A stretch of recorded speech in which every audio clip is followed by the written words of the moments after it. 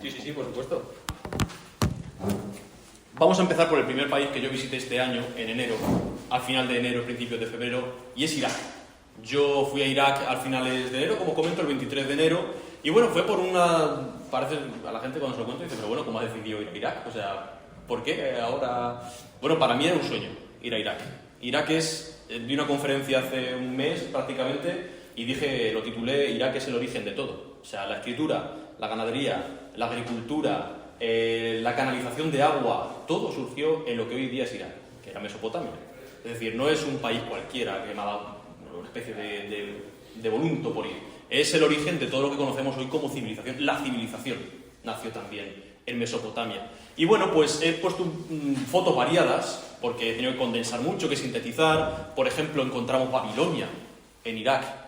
Aquella foto de abajo a la derecha es donde se situaba el trono de Nabucodonosor II, el trono después del gran rey persa, el Megas Basileus, el rey de reyes, donde se sentó después Alejandro Magno cuando conquistó el imperio persa, en ese pollete donde estoy yo. Aquella es la puerta de Ishtar, por la que pasaban todas las procesiones que iban a adorar al dios del sol y de la luna, con el rey, el rey supremo a la cabeza. Es decir, Irak es un país muy interesante desde el punto de vista histórico y cultural, a quien le interese un poco la historia, sobre todo la historia antigua. Estas figuras, yo creo que os sonarán, se llaman lammasu, y los lammasu son figuras apotropaicas, se llama, es decir, que espantan a los malos espíritus para la religión antigua de esta gente, y son toros con la cabeza de un hombre, que es la cabeza del rey, además, es decir, la fuerza bruta dominada por el cerebro y por la cabeza del mejor de entre los hombres, que es el rey.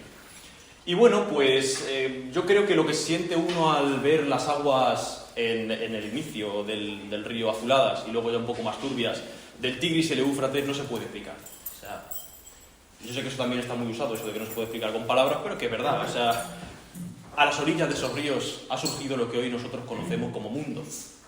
Antes de esos ríos todo eran tribus, eran pastores, eran nómadas. Después de esos ríos y de la gente que nació, que creció y que se asentó en esos ríos, surgió la civilización. Este es el Tigris y este es el Éufrates. Y este señor, lo conocerá el padre seguramente, este señor es el padre Enrique Rafael, que es el padre, o sea, es del Verbo encarnado. Y lo conocí en Bagdad, o sea, me dio él su teléfono y siempre que voy por algún sitio fuera de España, sobre todo fuera del mundo cristiano, intento visitar a los padres del Verbo encarnado. Incluso me he hospedado con algunos de ellos en Túnez, por ejemplo, o en Alejandría, de Egipto. Parece que voy muy rápido, pero quiero condensaros un poco para que veáis todo este mundo y después, si queréis, vamos analizando lo que es la vida de esta gente, preguntas y demás. Uzbekistán es un país que está en Asia Central y que básicamente lo importante que tiene es que era el corazón de la Ruta de la Seda. La Ruta de la Seda era un camino, o sea, una ruta, como su propio nombre indica, que empezaba en China y que acababa en los puertos de la península itálica, acababa en Roma. O sea, la seda empezaba, o se originaba, se creaba misteriosamente, porque nadie sabía cómo surgía aquel bien preciado, en China, y a través de un camino fabuloso, de leyenda, acababa en las costas de Europa. Uzbekistán es el país que más ciudades de la Ruta de la Seda alberga. Tiene Jiva, tiene Samarcanda, mítica, tiene Bujará, tiene muchísimas ciudades y yo las intenté visitar todas en un tiempo récord y bueno, lo logré, yo creo. Estos son los minaretes, o sea, desde donde el imán de la mezquita se sube a llamar a la oración, aquello azul, de Jiva. Todo esto son los minaretes, pero también como pequeñitos, o sea, parece algo onírico, parece algo que es irreal, o sea, es una mezquita muy pequeñita. Aquello es Bujará, es una ciudad muy importante dentro de la Ruta de la Seda. O sea, eran centros en los que estas personas que partían de China y llegaban a Europa iban parando, porque claro, iban con camellos, iban con dromedarios, iban con caballos, iban con esclavos, iban con, en fin, con gente que tenía que comer, que tenía que descansar, y estamos hablando de una distancia absolutamente tremenda. Entonces, en estos puntos era donde iban parando, donde iban aprovisionándose, donde iban descansando. Esto es más de Uzbekistán, y de Uzbekistán me gustaría también remarcar la figura de Tamerlán. Tamerlán es un rey de estos míticos, mítico no, existió, pero quiero decir, de estos todopoderosos que conquistó medio mundo a la altura casi de Alejandro Magno, y que allí es muy querido, pero no muy querido, sino idolatrado, y además lo hacen como, digamos, como rebote de toda la historia soviética. La historia soviética pues se pretendía que todo el mundo fuera... O sea, que no hubiera nada que sobresaliera dentro de ninguna república soviética y todos estos héroes locales se los iba liquidando. Entonces, cuando cayó la Unión Soviética, empezaron a levantar bustos, a levantar estatuas, a levantar como aquella, monumentales, o sea, son titanes de bronce a lo largo de todas las ciudades de Uzbekistán, del Gran Tamerlán. Y esto es una de las mezquitas más preciosas que yo he visto dentro de Samarcanda, que la construyó el mismo Tamerlán. Este es otro padre, es el padre Paolo Giacinti, es del Verbo Encarnado también, y lo conocí en Samarcanda. En Samarcanda solamente hay una iglesia católica y una iglesia ortodoxa, rusa. La iglesia ortodoxa entré, pero no había oficios en ese momento, estaba abierta, pero abierta simplemente, y la iglesia católica coincidió, entre comillas, que estaba abierta y que había misa a esa hora. Entonces estuve en el rosario, que era en ruso, yo no sé ruso, y la misa que también era en ruso y no comprendí nada. Pero bueno, conocí al padre Paolo Giacinti, además por sorpresa, porque yo no sabía que él estaba allí. Yo fui a esa iglesia, que era la única católica que había en Samarcanda, y coincidió que él era el párroco de esa iglesia. Y además luego me invitó a comer e hice amistad con las personas de allí, de aquella diócesis. Bueno, yo me imagino que cuando hablamos de Uzbekistán y todos los países que acaban en Stan, pues nos viene a la mente pues gente... mujeres tapadas, hombres con barba por la cintura, y eso no es tanto así porque Stan simplemente significa el lugar de. Afganistán es el lugar de los afganos, Uzbekistán el lugar de los uzbecos, es decir, donde abunda tal cosa. Entonces, Uzbekistán son musulmanes, pero me gustaría hacer especial hincapié en esto. Es uno de los países musulmanes más abiertos que he visto. Y no es una apertura en el sentido de los países del Golfo, de nos abrimos para que venga turismo. No, es que son abiertos. O sea, hay clubs, hay discotecas, las mujeres visten como quieren, sinceramente, además visten con sus ropas tradicionales. Esto no son ropas islámicas, y esto no es un velo islámico, eso es un velo centroasiático que se llama el Roland, que es típico de su etnia. Quiero decir, es un país donde hay mucha libertad en cuanto a la religión. Tayikistán es un país que está en frontera con Uzbekistán. Uzbekistán es un país con forma de rectángulo, literalmente. Al lado está Tayikistán hacia el este, o sea, siempre nos vamos alejando hacia el este. Y después, debajo de Tayikistán, está Afganistán. Yo quería cruzar desde Uzbekistán, el país de antes, de Tamerlán y de la Ruta de la Seda y todo esto, a Afganistán. Entonces tenía que cruzar todo el sur de Tayikistán, que lo crucé en un taxi durante 7 horas. Todo mi afán era llegar de día a Afganistán, para cruzar la frontera, como os he dicho, iba solo, entonces para cruzar la frontera del lado talibán, y yo no sabía lo que me iba a encontrar muy bien exactamente, prefería llegar de día, si podía ser. Pero bueno, la cosa al final sucedió para que yo llegara de noche. Entonces, desde las 2-3 de la tarde que me denegaron el cruce desde Uzbekistán hasta Afganistán, yo iba a cruzar desde el otro país de antes hasta Afganistán, me lo denegaron por cuestiones de frontera, que no se puede cruzar por ahí un europeo, tuve que coger un taxi y tirarme toda esa tarde en un viaje estresante, porque yo quería llegar ya, y tenías que cruzar por estas formaciones montañosas, que decía, ¿dónde estamos cruzando? O sea, yo ni siquiera tenía concepción de que Tayikistán era así. Tayikistán es un sitio muy verde, cruzamos unos desiertos con estas montañas cónicas, luego llegamos a una zona de mercados públicos, y al final, cuando ya cayó la noche, por fin, llegué a Afganistán. Cuando yo llegué a Afganistán, llegué a Tayikistán a la frontera, quiero decir, el taxi no cruza, entonces me dejó en la frontera y me dijo, a partir de allí ya, tú verás, yo no tengo nada que ver, se fue y yo me quedé allí. Entonces, cuando yo me quedé allí, que era un poquito más de día que aquí, pero ya medio de noche, fui a hablar con el guardia de la frontera, y el guardia me dijo que hablaba ruso, que hablaba ruso y tayiko. Dije, yo te puedo hablar en persa si quieres, pero en tayiko no. Es muy parecido, pero no hablo tayiko. Entonces, pues por el lenguaje universal de los signos y de los gestos, entendió que yo quería pasar al lado afgano, me dejó pasar, pero esto no es que pasa como el que pasa de una puerta. Quiero decir, tú pasas a un control, en el control de salida del país. Tú pasas al control, te revisan el equipaje, quién eres, para qué quieres salir de aquí, para qué quieres entrar en Afganistán. Pues puedes ser un terrorista que vaya a comprar o a traficar con armas. Entonces dije que no, que era un turista, todo eso sin saber ruso. Pero bueno, al final me sellaron el pasaporte y me dejaron a la entrada de un puente. Era una noche de luna llena, me acuerdo perfectamente, y además que está ahí en las fotos. Me dejaron a la entrada de un puente en la que había un soldado, era de noche completamente, y le dije que yo quería ir a Afganistán. Eso en gesto, porque hablaba tayiko. Dije, yo voy para allá, para Afganistán. Y me dijo, entendí, cruza todo el puente y al final está la verja que te da paso a Afganistán.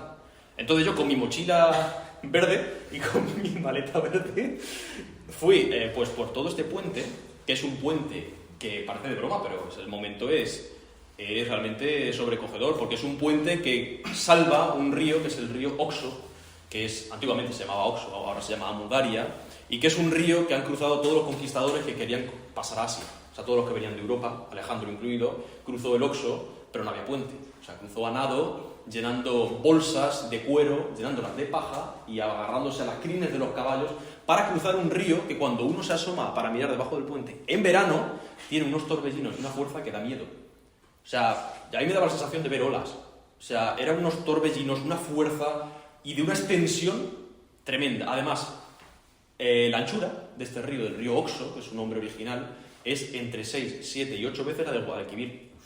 O sea, es... Claro, fijaos, aquí yo estaba en el último tercio del puente. O sea, aquí esto no es el principio del puente, esto es el último tercio. Además, es un puente fronterizo. Ni los afganos ni los tayikos se preocupan del puente, por lo tanto no hay farolas. Estaba oscuras.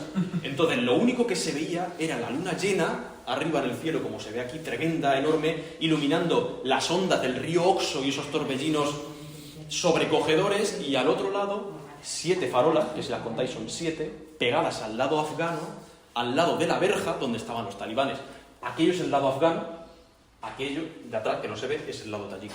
Y yo iba pues por medio hasta llegar a la verja. Cuando yo llegué al final de ese túnel, al final de ese puente, pues de, no sé, de 7, 8 o 10 minutos andando a oscuras, con la única iluminación de la luna llena, al lado afgano, me encontré con ese señor. Con ese hombre que se llama Najibullah. Entonces el señor Najibullah, que es un talibán, bueno, él no exactamente, lo conocí después, pero bueno, me presenté allí en la frontera y llegó un talibán con un Kalashnikov que estaba allí lejos y no me veía porque yo estaba en la oscuridad del puente todavía, de la zona transfronteriza. Entonces yo cuando llegué a 20 o 30 metros de la valla, cuando empiezan las farolas, para no causar, para no asustarlos, tampoco era mi intención, entonces me paré y le dije en árabe, lo saludé, porque esta gente habla persa pero entiende árabe porque es su idioma sagrado. Levanté la mano y le dije Bismillah, Salamu Alaikum, pero gritando en mitad de la noche para que me oyeran, para que vieran que hay una persona allí. Eso significa, en el nombre de Dios, la paz sea con vosotros. Y voy en son de paz. O sea, no soy un tayiko que se ha escapado, voy en son de paz. Entonces vino el talibán, que era un chaval como yo más o menos, con un Kalashnikov, así con una barba así larga, y estaba alucinando, o sea, estaba flipando. Dice, pero tú quién eres. Dice, ¿tú qué quieres? Digo, yo quiero cruzar a Afganistán. Digo, y tengo mi visa, que la conseguí en Madrid, tengo todos mis papeles y tengo todo arreglado, así que lo que quiero simplemente es pasar. Mandó llamar a un comandante de los talibanes, o sea, hablaron entre ellos, me dejaron pasar, me pasaron a una habitación en la que me registraron el equipaje, me registraron todo, abrieron todo lo que llevaba, con la cosa de que yo en el equipaje, bueno, siempre lo llevo, pero a ese viaje también lo llevaba una Biblia. Pero no era una Biblia normal, porque si él ve una Biblia no sabe qué libro es porque se pone Biblia y no sabe español. Esta era y sigue siendo una Biblia que está la mitad en francés y la mitad en árabe. Es un corpus paralelo, o sea, es un doble texto. Entonces pone en una cara el Evangil y en otra cara el Injil, que es como se dice en árabe. Y ellos sí saben lo que es el Injil. Entonces cuando encontró el Injil, este hombre, el de la barba, el del Kalashnikov, dijo, anda, mira, un Injil, una Biblia. Ellos se refieren al Evangelio, no dicen Biblia nunca. Entonces dice, mira, a mí particularmente no tengo ningún problema en que tú pases un evangelio a Afganistán. Dice, pero yo no sé si es legal. Así que vamos a llamar al comandante de los talibanes y que él te mire si es legal o no es legal pasar Claro, obviamente puede ser un documento ilegal, aunque nos parezca estrambótico. Llamó al comandante de los talibanes, que era un talibán más alto, más grande, con más barba, más gordo y con un Kalashnikov más grande y más largo. Vino y dijo, a ver, ¿dónde está el Injil? Todo eso en persa. Dice, ¿dónde está el Injil? Y digo, aquí está la Biblia. Se la di, la cogió, es una Biblia chiquitita, así. La cogió, la ojeó así rápido, vio que no había nada y dice, la puede pasar. Estaba buscando algo, si había algún mensaje escrito, algo de espionaje. Dice, la puede pasar. En todo esto, que me estaban buscando en la maleta, que me estaban preguntando, que el otro venía, que el otro iba, llegó otro talibán que sí hablaba árabe, y mientras llegaba ese talibán, los otros talibanes, que estaban antes conmigo, cogieron la Biblia y se pusieron a leer la Biblia en árabe, pues la parte de francés no la entienden, y estuvieron pues unos minutos ellos allí, yo estaba aquí, en una mesa como esta parecida, y ellos estaban allí con la Biblia, leyendo la Biblia tranquilamente, los 4 o 5 talibanes, para hacer una foto en ese momento. Y cuando acabaron, no sé qué leyeron, pero cuando acabaron, pues con mucho respeto, la cerraron, me la pusieron en mi maleta y me dijeron, está todo correcto, puedes pasar. Claro, puedes pasar a Afganistán, pero ¿dónde está la primera ciudad? Yo tengo que llegar a Mazar-e-Sharif. Es como si tú cruzas los Pirineos y te encuentras en España, pero no hay nada. Yo quiero llegar a un lugar civilizado. Entonces, el señor que estaba en el puesto fronterizo, el talibán que estaba encargado del turismo, que era ese, me dijo, ¿qué necesitas? Yo dije, mira, necesito ahora mismo varias cosas. Necesito una tarjeta SIM, necesito un coche para llegar a la ciudad más cercana, necesito comida y necesito hablar con mi familia, necesito internet para decirles que estoy bien. Dice, el internet no te preocupes, te lo doy yo de mi móvil. Dice, la comida no te preocupes, que yo te llevo a cenar. Dice, por el hotel no te preocupes, que yo te lo busco. Dice, y el coche no te preocupes, que yo te llevo en el mío. Dije, perfecto. Dice, me pagas la gasolina, que son $15, y te llevo a Kunduz, que es la antigua Drapsaco griega, y allí pues ya te buscamos el hotel. Me buscó un hotel, estuvimos buscando entre 4 o 5 hoteles diferentes porque me llevaba a sitios inmundos, que dije, aquí no me voy a quedar a dormir, o sea, ahí no voy a dormir. O sea, yo no soy delicado, pero a ver, dignidad mínimamente. Pero dije, ahí no me voy a quedar. Y él iba saltando de un hotel a otro, y dice, ¿y este te gusta? ¿Y este te gusta? Y dice, que no me guste, es que me llevó a un sitio que era como así, más o menos, una habitación con un colchón rojo, lleno de mugre en el suelo, con la ventana rota y un ventilador que no funcionaba. Digo, mira, yo que sé, por lo menos que tenga la ventana cerrada, que tenga una cama con patas. Digo, por lo menos, sí, ya está, no pido más. Entonces me llevó a otro hotel que al final dormí en la suite nupcial donde donde pasan la noche de novios la gente de Kunduz. O sea, al final dormí muy bien. Me llevó él a cenar, me dio internet, perfecto. O sea, se portó conmigo como si fuera mi hermano. Y además te voy a dar mi teléfono por si tienes algún problema con un mujahidín, o sea, con otros talibanes, me llamas a mí y inmediatamente lo soluciono. Perfecto. Estos son otros talibanes, ese soy yo. Y eso fue el primer día. El primer día yo iba con ropa occidental. Obviamente, tampoco iba llamando mucho la atención, iba con sandalias, con pantalones así anchos, pero iba con ropa occidental. El primer día por la tarde me compré ropa afgana.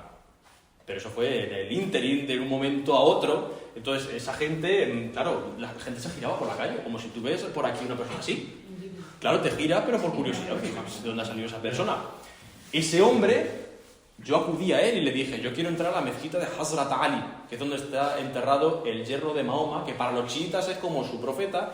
Yo soy cristiano, pero por cultura es un sitio impresionante, con una azulejería y un arte único.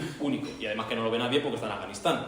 Y me dijo, yo te voy a acompañar. Estaba cerrada la mezquita. Dice, bueno, cerrada para el turismo. Dice, yo te acompaño, yo hablo con el mujahidín de la entrada, yo te dejo pasar y sin problema. O sea, yo voy contigo. Ese era un alto jefe de los talibanes. Y yendo de camino con ese señor, tuvimos conversaciones y él me dijo, por ejemplo, que era muy joven. Dice, ¿qué edad tiene? Digo, yo tengo 25 años. Dice, pero viajas con un traductor, con un grupo. Digo, no, el traductor no necesito porque yo hablo árabe y hablo persa para defenderme. Y grupo no necesito tampoco. Digo, me desenvuelvo perfectamente solo. Dice, pero ¿y qué pasa? Dice, por ejemplo, cruzas la calle y te pilla un coche, el talibán. Dice, te pones malo, por ejemplo, o te entra un virus, una gastroenteritis, o te pones enfermo. Le dije que a mí no me preocupaba eso porque Dios iba conmigo. Y se quedó así. Dice, pues lleva razón. Sí, se quedó así. Dice, pero de todas maneras me pareces muy valiente. Dice, porque has ido a lugares que se cree que son por lo menos peligrosos. Dice, pero has visto la realidad aquí. Dice, a ver, peligro relativo, obviamente, te puede pasar cualquier cosa. Pero en ningún momento yo allí sentí peligro. Esta es la bandera de los talibanes ondeando en uno de los parques. En uno de los parques de Kabul, que impresiona mucho. Porque es la bandera que vemos nosotros en la televisión, de los talibanes han llegado a no sé dónde. Está en los parques, igual que aquí está la bandera de España o en Francia la francesa. O sea, es la bandera nacional actualmente. Eso es Kabul, es la capital de Afganistán. Y esa es la tumba de un poeta famoso. Bien. Afganistán es un país para improvisar. Yo no tenía hoteles reservados, ni tenía nada, más que nada porque no figuran en internet. No existen. Entonces, por ejemplo, para los transportes tienes que improvisar y un señor se ofrece, por ejemplo, para llevarte su moto y tienes que decir que sí, porque no hay otra opción. Puedes coger un taxi, pero a lo mejor es peor.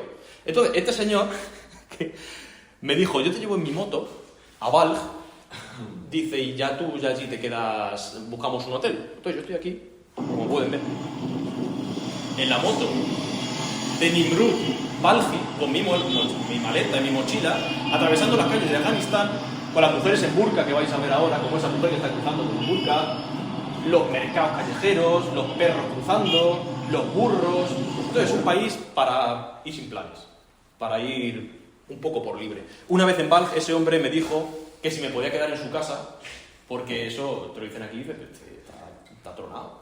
No, pero allí es algo que deben hacer. Es que deben hacerlo. Pero no solamente por figurar, por quedar bien. No, es que si no lo haces, se ofende. No, que tiene que venir a mi casa y llamó a su madre para que hablaba árabe porque solamente hablaba persa, por favor, quédate. Y digo que no me voy a quedar, que solamente vengo a Balj para un día. No me voy a quedar en tu casa. En fin, esta es aquella mezquita de la que os he hablado, que me acompañó el talibán y que yo quería ver. Es una mezquita como yo no he visto ninguna. Se parece a la de Samarcanda, pero no tiene parangón ni comparación ni con las de Irak, que yo vi en enero, ni con las de Samarcanda que había visto una semana antes. Y hay una leyenda en Afganistán que dice que todas las palomas del lugar son blancas, todas son blancas. Está lleno de palomas y tienen un palomar sagrado en el que las alimentan. Y dice la leyenda que si tú sueltas una paloma negra hoy, mañana se volverá blanca. Por la influencia de Hazrat Ali y de todas estas creencias que tienen. Esto es un vídeo de esa mezquita. Es una cosa, desde el punto de vista del arte, preciosa, unas cúpulas azules. Y además la gente luego tiene pasatiempos muy sanos. O sea, la gente, de verdad, su pasatiempo es irse al parque a hablar con sus amigos. A beberse un té, si acaso. O sea, al margen de toda la estructura social injusta, obviamente, que hay, los pasatiempos que tiene esta gente son muy normales. O sea, en fin. Donde habéis visto antes que yo estaba en una moto con ese señor de Balj, pues estaba dirigiéndome precisamente a Balj. Balj es la antigua Bactra. O sea, es la capital de la Bactriana, era una provincia, una satrapía del Imperio Persa antiguo, famosa de la historia antigua, y pues lo más destacable hoy en día es una ciudad chiquitilla de agricultores, muy cerrada, además todas las mujeres en burka, pero lo que podemos destacar más es esto, donde yo estoy subido. Esto son unas murallas, podéis ver aquí el furgón, o sea, el tamaño que tiene, la altura a la que yo estoy. Estoy subido a las murallas de la antigua ciudad de Bactra, fundada por Alejandro Magno en el siglo IV a.C. De aquí para allá es la ciudad de Alejandro y podéis ver todas las murallas, como la acercan en forma circular, y de allí para afuera es el campo. Pero la particularidad es que dentro, intramuros, está todo. Nadie ha excavado nunca. No se ve, no es visible, solamente uno ve tierra y ve yerbajos, pero debajo, 1 metro por debajo, estoy convencido que está la numismática, que están los restos de cerámica, están los ajuares, estoy convencido de que está todo ahí, porque nunca nadie lo ha excavado. Y es el lugar en el que, además, Alejandro se casó con Roxana, una mujer afgana. Aquí estoy intramuros, estoy dentro de los muros de la fortaleza de Alejandro con 2 talibanes que estaban por allí y que, bueno, pues tampoco voy a contar mucho la historia porque tampoco quiero abusar del tiempo, pero bueno, 2 talibanes que me guiaron y desinteresadamente completamente pues me facilitaron bastante las cosas a corto o medio plazo. Eso es una comida típica de Afganistán, que es duro como una piedra y que es una cosa de este tamaño, que se llama kurut y que es yogur. Que no ha probado el padre. Sí, porque se lo traje. Ustedes imagínense que no hay frigorífico, o si hay, funciona 1 hora al día, entonces no puede uno conservar ni leche, ni yogur, ni cosas perecederas. Entonces el yogur se deseca, se le echa sal y se hace pues como una piedra. Entonces eso se conserva por la eternidad. Si uno no quiere tomar yogur, pues va a estar más salado, pero lo único que tiene que hacer es sacar de la bolsa un pedrusco de eso y comérselo. Y ya está. Y eso es el kurut afgano. Esta es la familia típica afgana, que son fotos que he hecho yo. Eso parece, ahora mismo viéndolo yo con la perspectiva del tiempo, me parece irreal. Me parece una foto de un telediario, una foto de de estos álbumes que dicen cultura del mundo. Pues sí, allí es lo normal, es la vida así. La mujer sale en burka, el hombre sale con su shalwar kameez, que es lo que yo me había comprado, y los niños van con un shalwar kameez más chiquitito. Y el hombre lleva el pelo teñido con henna, que es el único... La henna que se ponen las mujeres en las manos es el único tinte permitido por el Islam. Para hombres también. Entonces lo ponen en la barba, se lo ponen en el pelo, y es bastante curioso. Allí estaba yo en la oficina de turismo de los talibanes. Porque otra cosa que os tengo que contar es que para andar por Afganistán uno no tiene libertad. Uno necesita un salvoconducto del partido de los talibán diciendo que tú eres fulanito de copas, que vienes aquí con este DNI, perdón, con este pasaporte, y que vienes aquí con esta intención para hacer esto en este área. Entonces, con ese salvoconducto, te viene un mujahidín, un talibán con un Kalashnikov, y te dice, ¿dónde está el salvoconducto? Y le dices, aquí, este es mi pasaporte, esta es mi visa, y ya está, no pasa nada. Pero tienes que tener el salvoconducto, que yo llevaba eso siempre aquí metido.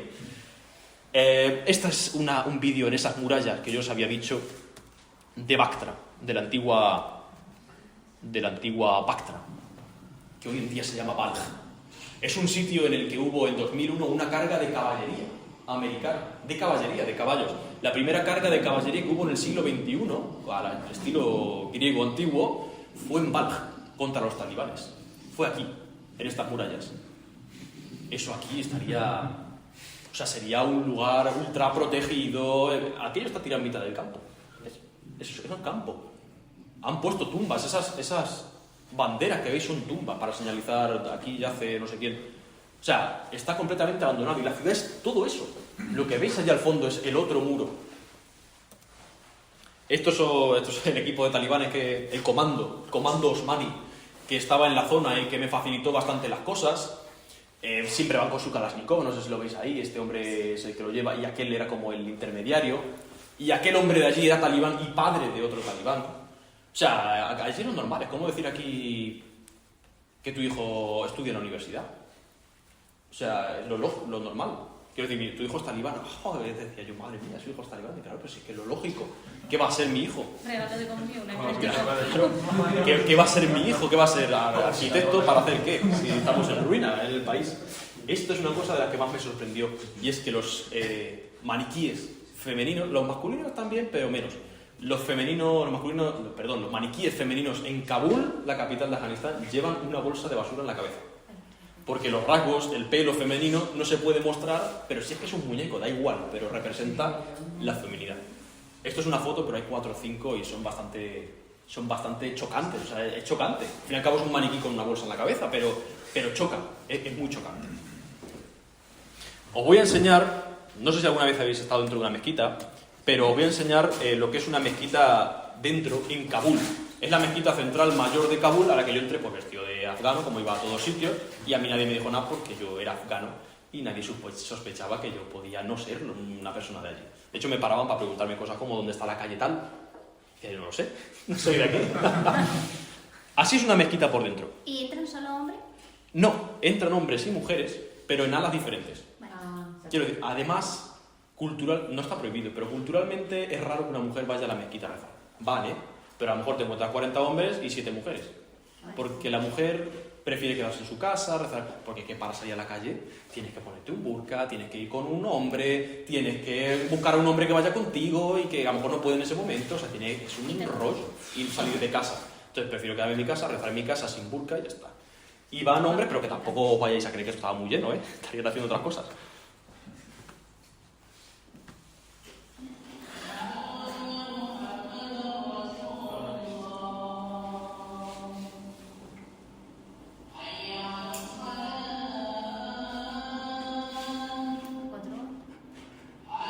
Todos en ese momento escuchando la oración y mirando para allá, si os dais cuenta, porque esa pequeña puertecilla que habéis visto es la qibla, es decir, es el muro que apunta a la Meca. Entonces todos veis aquel hombre postrado, pues están todos rezando a la Meca y era la hora de la oración mayor y más importante para el Islam, o sea que tampoco hay tanta devoción en Afganistán como se pueda pensar. Claro, se supone que tú trabajando tienes que salir y orar, pero... cultural. Claro, eso es como si uno va a la misa de domingo de las 12, se supone que es la que tiene que estar más llena. Pues no estaba muy llena la mezquita ese día, por lo menos. Estos son más fotos de Balj, de esa ciudad que os he comentado de Afganistán, del norte, de la antigua Bactra. Un grupo talibán que me llevó a ese otro grupo talibán que al final me pudo hacer de contactos y me pudo hacer de conexión para visitar la ciudad. Y la verdad es que yo no voy a defender a los talibanes porque los talibanes tienen normas que son antihumanas. No porque yo sea occidental y lo mío sea lo mejor, sino porque son antihumanas, como por ejemplo que las mujeres no pueden estudiar a partir de los 12 años. Hasta los 12 años no hay problema. Hombre, para que sepa para que sepa restar, para que sepa sumar, lo básico para que no le engañen. Pero después de los 12 años no puede, indiscutiblemente. Pero ni aprender a pintar, ni a bailar, ni nada. Entonces, hay leyes obviamente inhumanas, que muchas mujeres las aceptan y las ven normales. O sea, que tampoco quiero crear una imagen de que están todas esclavizadas sin querer esta realidad. Pero hay muchas que no la quieren, porque han conocido la democracia americana. Democracia entre comillas, pero bueno, han descubierto y han conocido un mundo más abierto. Y ahora han vuelto otra vez para atrás y no quieren, se resisten a eso. Pero aparte de esas leyes obviamente inhumanas, como gente, o sea, como trato con el turista y con el extranjero, es envidiable. O sea, aparte también sigue una política de blanqueo de su imagen. Todo el mundo, o sea, ellos saben que todo el mundo piensa que son unos terroristas, unos asesinos, y ellos quieren figurar como un gobierno normal, que no lo es, pero quieren figurar como un gobierno normal, progresista, musulmán pero no tanto. Entonces, todo eso pues le ayuda a su imagen, pero realmente en el fondo hay un peso muy importante de la hospitalidad pastún, que los pastunes, como digo, es esta etnia. El paso del Hindu Kush, para mí, es una de las cosas más relevantes y más importantes que yo hice en Afganistán. El Hindu Kush es una cordillera que atraviesa totalmente Afganistán. Es lo que los antiguos griegos llamaban el Paropamisos. Actualmente se llama el Hindu Kush y separa ya, bueno, eso es una de las inmediaciones del Himalaya. O sea, el Himalaya, que es esa cordillera que se produce cuando la India, que era una isla, a la deriva, choca contra el continente asiático y por ese choque surge el Himalaya con los montes más altos del planeta. Una de esas inmediaciones, una de esas pequeñas montañas de 4.500 metros de altitud que surgen por ese choque es el Hindu Kush. El Hindu Kush lo cruzó Jerjes, el rey persa. El Hindu Kush lo cruzó Darío, o lo intentó cruzar Darío el Grande, el primer emperador persa. El Hindu Kush lo intentó cruzar y lo cruzó en invierno, en primavera, pero casi en invierno, Alejandro Magno, con una columna de 50.000 hombres, con carros, con persas, con griegos, con los esclavos, con las mujeres, con los geógrafos, con los historiadores, a través de esas montañas que dan miedo verlas. Dan miedo. Son montañas de 4.000 metros, de 4.500 metros, eso es agosto. Y hacía un frío aterrador, tenías que taparte. O sea, yo llevaba capas, pero aparte tenías que taparte porque hacía muchísimo frío. Andabas 10, 15 metros y estabas agotado, porque no hay prácticamente oxígeno a esa altitud. Son unas montañas que uno cuando las ve dice, pero ¿cómo esos conquistadores consiguieron cruzarlas? Es muy fácil decir, Alejandro cruzó el Oxo, pero es que uno no se da cuenta de lo que cruza el Oxo hasta que ve el Oxo. Uno se piensa que ha cruzado el Guadalquivir en una barca. Es que es muy fácil decir que uno cruzó el Hindu Kush en el siglo IV a.C., pero cuando uno va al Hindu Kush y ve lo que es el Hindu Kush, yo tardé en cruzar el Hindu Kush 12 horas en taxi. 12 horas en taxi por estas vías. O sea, es un paso de 200 kilómetros. Es mínimo. Pero vas con un taxi por un camino de baches, de piedras, baches que están ahí porque antes han puesto minas antipersonas contra los convoyes americanos, que ya no hay minas, ni hay nada, pero están rotas las carreteras, están destrozadas las carreteras que hicieron los americanos y que hicieron los rusos antes, por eso, porque los talibanes ponían minas antipersonas y no, es intransitable. Aquello es la dimensión que tiene un taxi como el que yo iba, que es el azul, con una protuberancia de la montaña, si lo comparáis. Es algo de verdad sobrecogedor. Y esto es pues un ejemplo de cómo son... Claro, el vídeo no hace justicia.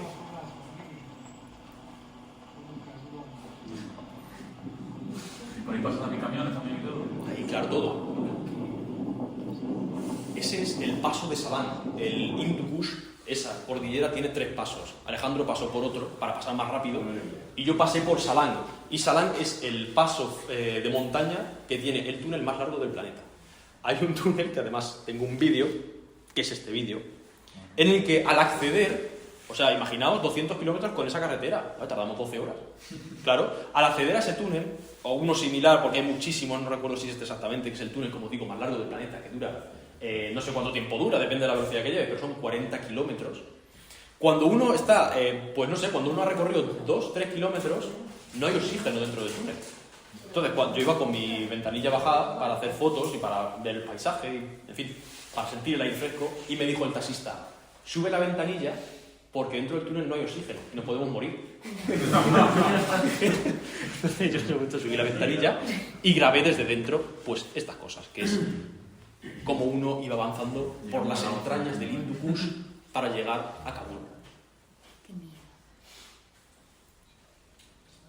Esos túneles, no vayáis a pensar que están ahí para atravesar montañas. Como en España, un túnel sirve para atravesar montañas. Los túneles en el Hindu Kush están para que cuando nieven y caiga la nieve a mansalva y haya 10, 15, 20 metros de nieve, las carreteras no se colapsen y por lo menos se entierren. Por lo menos tú puedas conducir enterrado en la nieve, pero por lo menos que no se corte, porque entonces no pueden salir ni entrar a Kabul, a la capital.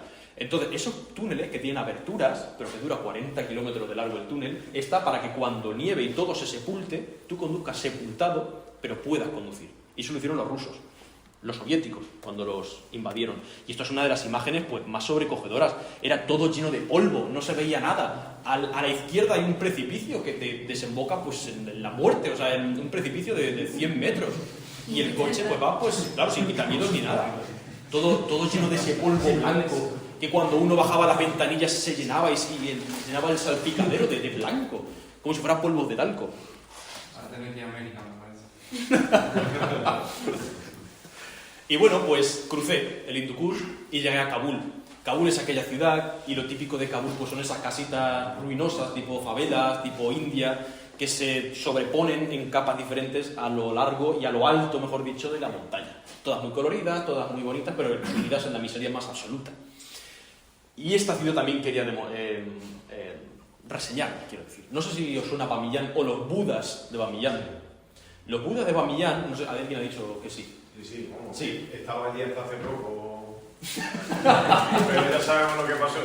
Claro, Bamiyan es una ciudad increíblemente fértil, chiita, es decir, de un grupo religioso distinto al de los talibanes, chiita, más abierta, más afable con lo no musulmán, que tenía varias estatuas de Buda de 55 metros, esa de alto, y la otra de 35, que tenían 1500 años.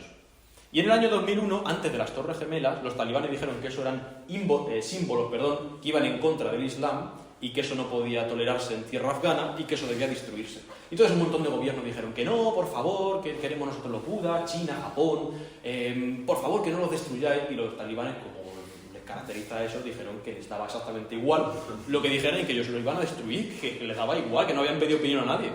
Y en 2001, en marzo, los dinamitaron. Y los Budas de 1500 años, de 50 y 35 metros, se destruyeron y hoy en día solamente queda eso. Eso es parte. Y esto, que es lo único que queda del Buda, es el pie. O sea, fijaos la persona y el tamaño del pie, cómo era aquella estatua. Ahora os la enseño también en otra fotografía. Pero quería enseñaros pues esas heridas. Uno en Bamiyan, a los pies de los Budas, siente dolor. Siente dolor. Estas eran las estatuas. Estos son las personas sentadas en el pie del Buda.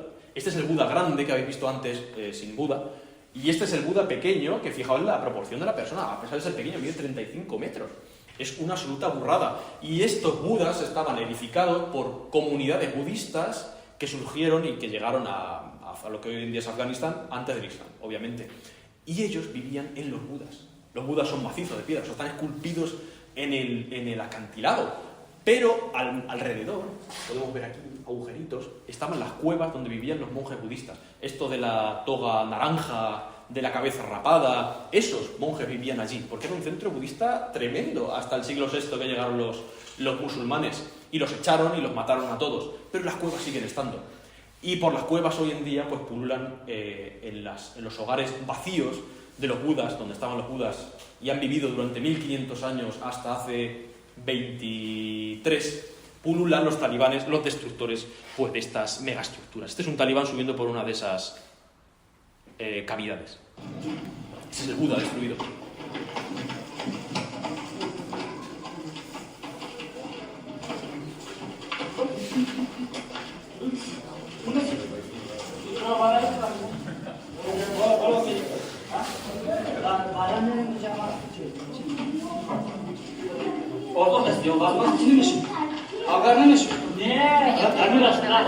Ellos pensaban que yo era afgano. Pero te dejaban grabar. Claro, porque ellos lo que hacen cuando van a ver los budas es con el móvil hacer así. Entonces yo los imité, dije voy a ir así y nadie me va a parar. El primer día me pararon porque llevaba un trípode y tal para hacer fotos y vieron que eso un afgano no lo sabe usar. O sea, eso no lo usa un afgano. Entonces me pillaron y me obligaron a pagar una entrada para ver los budas que ellos habían destruido por 6 euros. Y además una entrada en la que cuando le das la vuelta pone, por favor, cuide de nuestro patrimonio. No destruya ni roba cosas. Lo pone por detrás. Y bueno, pues Ya más, ¿no? además es curioso que en esa entrada no pone entrada a los budas de Bamiyan, se lo han borrado, pone entrada a las cuevas de Bamiyan. No hay, obviamente no hay budas, pero hay la gente que va a occidentales para ver los restos de lo que fueron los budas.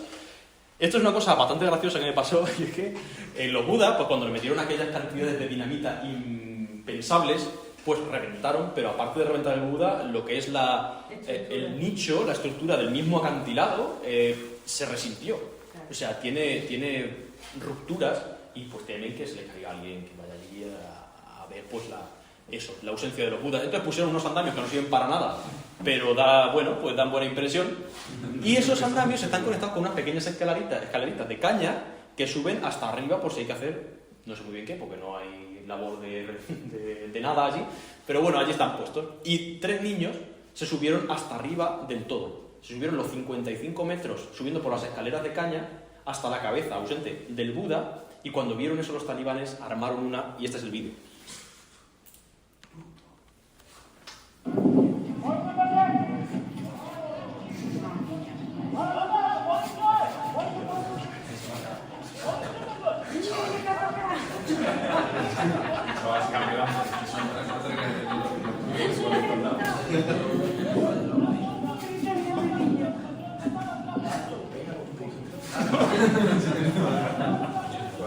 A 55 metros. O sea,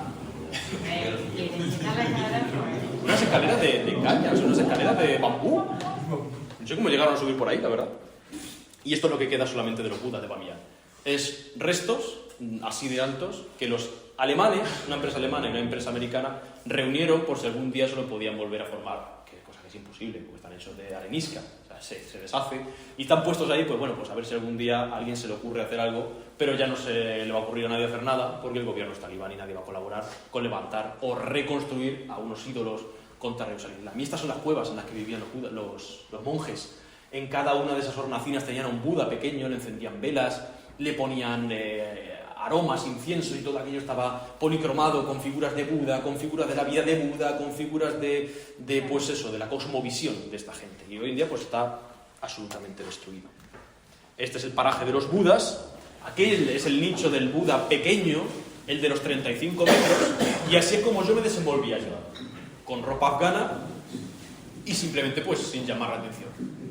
Porque una cosa muy importante dentro de cualquier país es no llamar la atención, y más dentro de un país pues islámico y al que va muy poco turismo.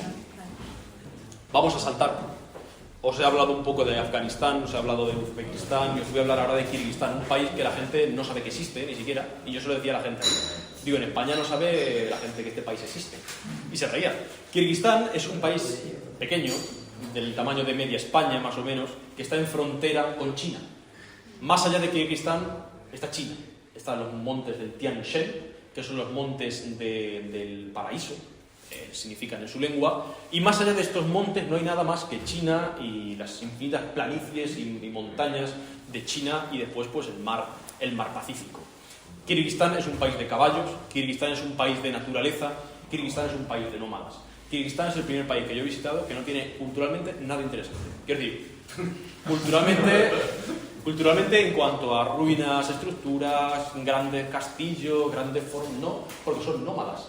A ellos no les interesa construir un arco grande porque mañana se van, o dentro de 6 meses se van. Les interesa hacer una tienda móvil que se llama yurta, hecha de pieles de yak o de caballo o de ternera o de oveja, pues recubierta de lana de oveja para poder vivir el invierno y después irse a otro sitio en el que haya prados para los caballos y para las ovejas. Sí, No les lo más puro, Claro, o sea, es que a ellos no les interesa, o sea, obviamente están orgullosos de ser de Kirguistán, pero no tiene ningún sentido patriótico de, es que si no tengo patria, es que si mañana me voy a otro sitio. Claro, yo mañana me voy a otro sitio con pastos más verdes, a mí que me importa este pedazo de tierra. Entonces, culturalmente no hay ruinas, no hay nada. Solamente hay una cosa, que es de la Ruta de la Seda, muy posterior, que tiene 600 años. O sea, eso para nosotros es nada. Y bueno, pues es un país, como os digo, de naturaleza. Aquello es leche de yegua, que es algo que se come y se consume mucho, se consume mucho en Kirguistán, que se llama kepres y que es de un sabor, ¿cómo definirlo? Como tremendamente ácido. Es leche fermentada que uno cuando compra tiene que abrir la botella para que no explote, porque está fermentada hasta tal punto que la vida microbiótica que hay dentro produce una cantidad de gases que en cuestión de horas, si uno no abre la botella, revienta. Eso está asqueroso el sabor, pero es algo impresionante para la flora bacteriana humana, o sea, es muy, muy positivo. En el momento en que uno tiene el más mínimo problema gastrointestinal, de diarrea y tal, te dicen bebe Kipris y se te va en horas. Y además tiene alcohol por el grado de fermentación que tiene. Uno puede emborracharse bebiendo leche de yegua que no tiene alcohol per se añadido.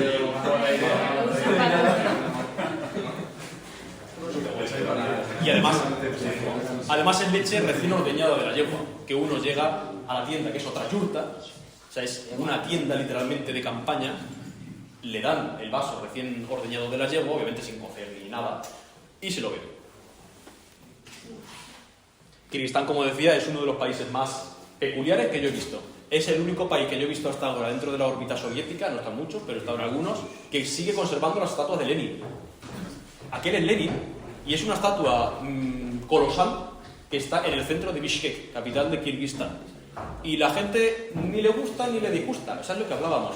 Este sentimiento de ser apátrida. Es que me da igual quién sea Lenin, y que me da igual lo que hizo Lenin, me da igual mi patria, me da igual, yo quiero pastos verdes para mis caballos. Me da igual, que está Lenin ahí en una estatua, pues que esté, que lo quitan, pues que lo quiten, es que me da igual lo que hizo Lenin. O sea, es ese sentimiento. Entonces, pues la verdad es que es un país que, gracias a eso, conserva rasgos de todas las culturas que han ido pasando por allí. Invadiendo, saqueando para uno, pues aportando para otros, pero hay una mezcla bastante interesante. Es un país, como digo, de caballos, de montañas. Yo estuve 3 días cabalgando en Kizyurt, que es una ciudad en los montes del Tian Shan, que, como decía ya, en la frontera a 80 kilómetros de China. Tú tendrás coche allí, imagino, ¿no? Claro, pero las distancias son tan inconmensurables que un coche, además que tampoco hay carreteras excesivamente bien asfaltadas, son las carreteras que dejaron los rusos.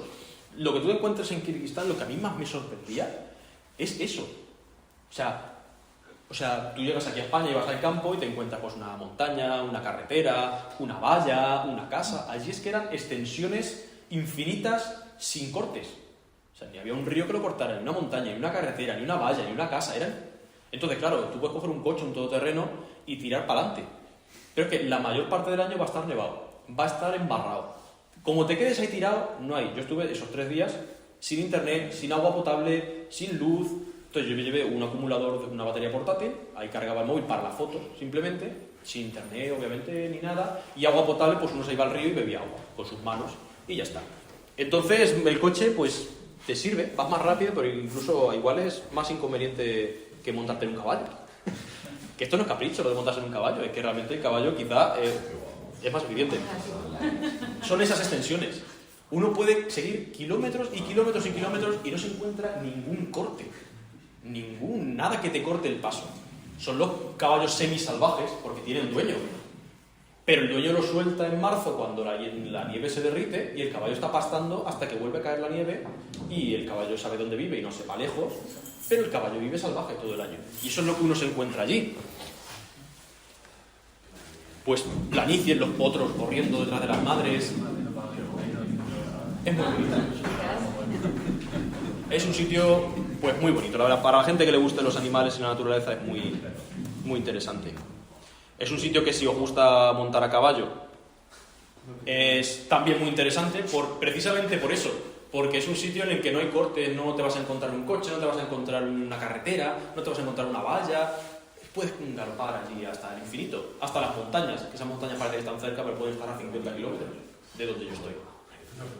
Sí, pero Y ahí en ese momento yo estaba bastante bajo, estaba a unos 2.500 metros de altura. Después alcanzamos los 4.200, en los que todo era verde y no existía ni la más mínima planta que superase el palmo, porque no hay suficiente oxígeno como para poder subsistir. Y ahí todo era verde, claro, aquí está seco porque era agosto, obviamente, a pesar de la altitud. Kirguistán, como decía, pues ibas al río y bebías agua, y era un río puro absolutamente, porque no hay la suficiente cantidad de gente en ese país como para ensuciar un río. Es que si alguien ensucia un río a 2.000 kilómetros, hasta que llega aquí, es que no, es irrelevante. O sea, yo tenía la sensación de que la gente allí cohabitaba con la naturaleza, pero en ningún modo la dominaba. O sea, en ningún modo, o sea, sobrevivían y se aprovechaban de la naturaleza, pero en ningún modo lograban dominarla. Y son unos valles tremendos de unos ríos que vamos a ver y unos cañones que pues, se parecen al cañón del Colorado y que no tienen nada que envidiarle. Yo allí iba con Capa y con Mirza, eran 2 guías de 18 y 19 años que habían nacido encima de un caballo y que montaban a caballo igual que andaban. Y pues mis 3 días de montar a caballo se desenvolvieron así. Con su perro Rex, siempre iba acompañando a Capa. Y aquello que veis allí, hemos llegado al mar. No, Kirguistán es el país más alejado en todo el mundo del mar. No hay mar y probablemente la gente que nazca y viva en Kirguistán viva y muera sin pisar una playa. No hay mar. Es como un sueño, como si yo sueño con visitar Yellowstone. Pues a lo mejor nunca veo un bisonte en mi vida. Lo acepto y ya está. Pues ellos igual, a lo mejor nunca van a ver el mar. Pero aquello que vemos allí es un lago. Lagos que son como mares. Un lago que es el Songkul, que además en sus orillas se dice que surgió la peste negra en la Edad Media. De allí parece ser que surgió la peste negra que asoló Europa. Y como decía, pues es un país en el que lo único culturalmente, lo que nosotros conocemos como cultura, restos, ruinas, lo único interesante son 2 cosas. La Torre Burana, que la hemos visto antes, que era un lugar donde paraban las caravanas de la Ruta de la Seda, y esos monolitos que representan, son relativamente recientes, pueden tener 500 años, no más. Son monolitos que representan el espíritu del jefe de la tribu de cierta zona. Cuando moría, al jefe de la tribu le hacían cogían una piedra, le hacían unos rasgos más o menos similares y la ponían encima de donde ese hombre había muerto y estaba enterrado. La Unión Soviética se dedicó a quitarlos todos de donde estaban, los reunió todos y los puso juntos en una zona. Entonces ahora mismo puedes ir allí y ver todos juntos, pero realmente no tiene sentido, porque eso estaba creado para representar el espíritu de un guerrero en el lugar donde había muerto. Comidas típicas de Kirguistán, pues la lengua de vaca con leche de soja, la sopa de leche, todo se basa en la leche. Este es el vídeo que yo quería enseñar. Son ríos blancos en agosto, blanco como si fuera leche, es como si fuera leche. Es totalmente leche. Y además, ¿por qué es blanco? Porque baja con una fuerza abrumadora desde las cumbres de las nieves que se derriten, arrastrando toda esa tierra gris típica de la alta montaña. Claro, la tierra gris pues provoca ese agua blanca. A mí lo que me sorprendía es que fuera agosto y estuviera el río así. Y le decía al guía, ¿pero por qué está el río lleno si es agosto? Decía, claro, porque es agosto. Digo, pero... Se derrite. Claro, dice que se derrite la nieve en agosto. Digo, no, que en mi país en agosto no hay agua y el río está más bajo. No, aquí estaba todo lleno, rebosando de agua y los ríos con una violencia, pues, curiosa. ¿Pero? Sí. ¿Cuántos grados podría hacer en ese momento? En Kirguistán, bueno, yo iba en manga corta, pero podría hacer, ahí estábamos a 4.000, no, ahí un poquito más bajos, ahí estaríamos a 3.800 metros, pero podría hacer hacia fresco, quizá 18, 17 grados. Quiero decir, pero en Córdoba estábamos a 50 en ese momento, o sea, es que ahora, claro, ahora allí pueden estar a menos 10 o menos 15. Claro, y todo lleno de nieve, pero no nieve para jugar, sino... Ojo, 5 metros, vete tú a saber. Y otra pregunta. Sí. Y lo mismo no ¿cómo se lleva el censo de ese país? Porque es muy complicado. Claro. No se llega, ¿no? Yo creo, hombre, censo tiene que haber, obviamente, pero yo creo que algo muy general. O sea, un censo de más o menos en Kirguistán debe haber esta gente.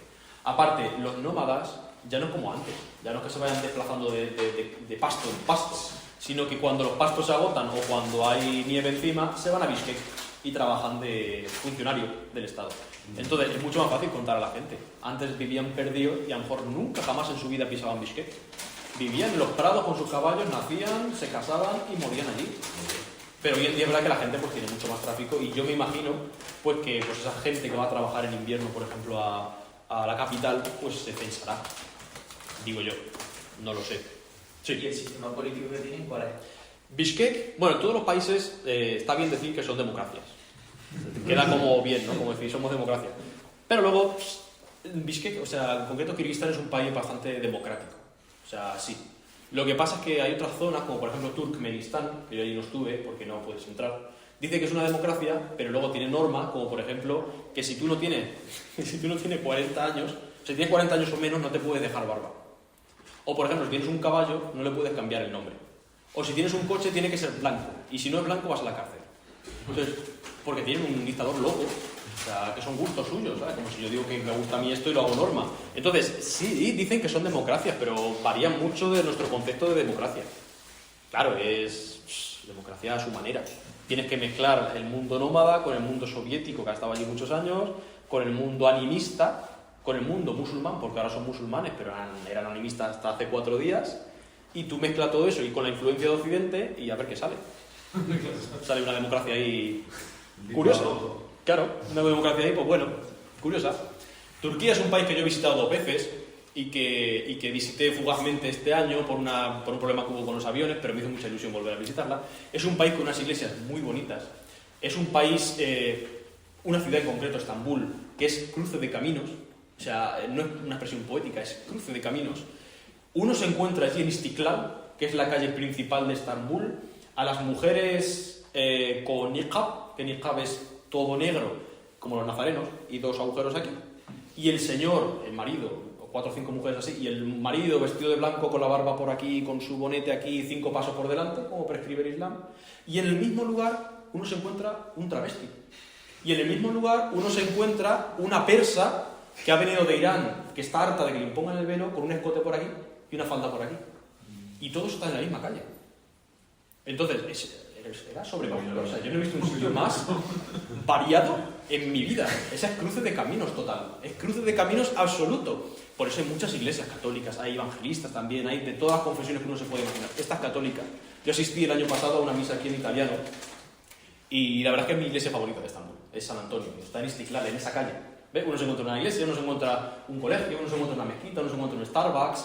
Luego se encuentra uno tirándole piedras al Starbucks porque es americano y abuela Israel. Entonces, es un país muy curioso y muy apasionante. Además, lo más curioso yo creo es eso. ¿Eso que es un río? No, no es un río. Eso es la separación entre Europa y Asia. Cuando yo iba en el avión, vi eso y dije, no puede ser que lo esté viendo. Yo estaba ahí, he cruzado en barco el estrecho del Bósforo. Pero ese estrecho, el Bósforo, como he dicho, es el que separa físicamente Europa de Asia. Esto es Europa y aquello es Asia. Y está ahí. O sea, físicamente ves la división entre 2 continentes. Esto no es un cuento que dicen estas líneas imaginarias, políticas. No, no, no, es real la división entre 2 continentes. Bien. Bueno, esa es la calle que os he dicho, la de donde está aquello, todo ese... Ahí también eso, hay discotecas, entre comillas, de prostitución, básicamente. O sea, hay de todo. O sea, es una calle que dices, pero bueno, ¿yo dónde estoy?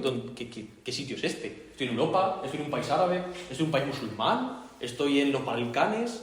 Es un país curioso. Y ahora voy a saltar al Líbano, que es un país que he visitado hace muy poco, como decía, 20 días antes de la guerra, que parece ser...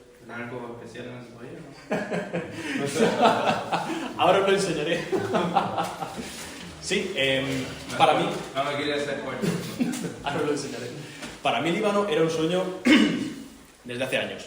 Desde hace 3, 4 años yo quería visitar Líbano con toda mi fuerza y era el primer país al que yo quería ir en mis viajes. Pero al final la cosa cambió, fui a Egipto, luego fui a Túnez, Turquía, y al final luego he ido a Líbano. Pero era para mí un sueño.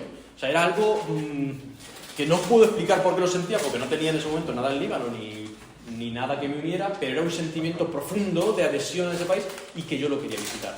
Y además, hay una serie de cosas pues, que han desembocado en que yo ahora tengo una novia libanesa y este verano he ido pues, para cumplir ese sueño de visitar Líbano y para visitarla también a ella. Líbano es un país musulmán y cristiano. Aproximadamente la mitad de la población es musulmana y aproximadamente la mitad es cristiana. También hay drusos, no rusos, drusos, que son una gente que son musulmanes. Los musulmanes dicen que ellos no son musulmanes, que son otra cosa, que no cuentan jamás que creen, porque es secreto. Y que además creen que nunca jamás puede haber más o menos drusos, porque los que se mueren se reencarnan y los que nacen reencarnados de otros drusos que se han muerto. Entonces yo no te puedo convencer a ti para que te hagas drusa, primero porque es ilegal contártelo y segundo porque aunque te conviertas no vas a ser drusa nunca en la vida. Además, si yo me caso con una drusa, seguramente me maten. O, es real, no es broma, o me corten el pene, porque lo hacen. Como venganza, claro, para que no tengas descendencia. Lo hacen. No quiero decir que los drusos sean asesinos, pero son gente peculiar. Son gente peculiar. Y uno se encuentra en un país árabe que tiene profundas creencias cristianas. Uno se encuentra pueblos adornados con estatuas de la vida de Jesús. Uno ve ahí la escena de la boda de Caná. Es una escena que me parece preciosa, de la Virgen cómo coge a Jesús, que su hijo de la mano y del brazo, mientras Jesús está convirtiendo esas tinajas que son blanquecinas en aquella que ya es roja, que además emana de ellas un líquido rojo, porque le han puesto todo para que así parezca. Uno se encuentra iglesias con la escena de la última cena delante, en estatuas de tamaño real, y de una viveza y de un realismo realmente sobrecogedor. Uno se encuentra la bahía Zaituna con una apariencia que uno se parece que está en el skyline de Hong Kong, o que está en Nueva York, lleno de rascacielos, y uno se encuentra al mismo tiempo las ruinas de Biblos, del teatro romano de Biblos, que ya desemboca y que da al mar Mediterráneo. Es un país, sinceramente, yo ahora comprendo por qué tenía tantas ganas de visitarlo, porque es un país difícil de comparar con otro. Un país que tiene la superficie de la provincia de Soria, el Líbano. Es un país como Soria en el que conviven la mitad musulmanes, la mitad cristianos, drusos, evangelistas, protestantes, no protestantes, chiitas, sunitas, Hezbollah que apoya a los chiitas, pero no a los sunitas, que los sunitas quieren que Hezbollah lo machaque a Israel, pero todos están en contra de Israel. Entonces, es un caos. Absoluto, es un caos. Es un caos que yo creo que es irresoluble. El Líbano, uno de los sitios que yo quería visitar 100%, a pesar de la guerra, y me daba igual que hubiese guerra, que no había, pero había tensión y peligro, era Tiro y Sidón. Tiro y Sidón están en el Líbano, Sur Saida en árabe. Estas son las playas de Sur, que es como se dice Tiro en árabe, absolutamente vacías, limpias, infinitas, enormes, de una arena finísima, y aquel lugar es el final de la isla de Tiro. Tiro no es una isla. ¿Por qué he dicho que es una isla? Tiro fue una isla hasta 400 años antes de que naciera Jesús. Era una isla pequeñita, pues como lo era Cádiz. Cádiz era una isla, pasa que luego la unieron al continente. Era una isla pequeñita con una ciudad amurallada en su interior. Cuando este personaje del que os hablo, y que es absolutamente fascinante y es incomparable en la historia, que es Alejandro Magno, cruza por el estrecho del Helesponto a Asia Menor y baja por la costa fenicia y se encuentra con Tiro, se pone en la costa y le dice que se rindan, que eso ya forma parte del reino de Alejandro. Y dicen ellos que se van a rendir mañana, que son una isla y que venga Alejandro a nadar a rendir las murallas de su isla fortalecida y abastecida con los barcos persas. Entonces Alejandro, que era genial, se le ocurre una idea que nunca a nadie se le había ocurrido antes, que es pegar la isla al continente.